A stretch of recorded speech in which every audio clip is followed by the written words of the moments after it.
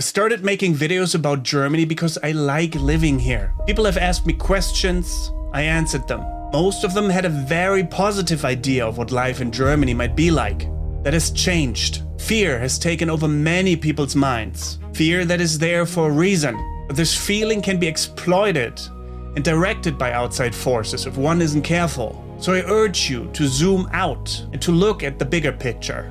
Why things are happening the way they are. Who benefits? Who wins? Who loses? Who makes money and gains power due to other people's misery? If they have to wipe out our way of life to win, they will.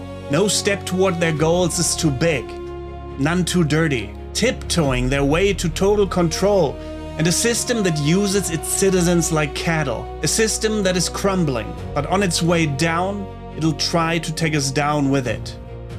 Do not let it. Make sure you're taking care of your loved ones, your family, your friends, and most of all, yourself. Because when you are in balance, with clarity of mind, not clouded by anger or fear, no one can harm you. And no one can force you to inflict harm upon others either. I make videos about Germany because I love living here. I love its nature, its architecture, its culture, but most of all, its people. They make Germany what it was, is, and will be, and I refuse to let it be destroyed for profit.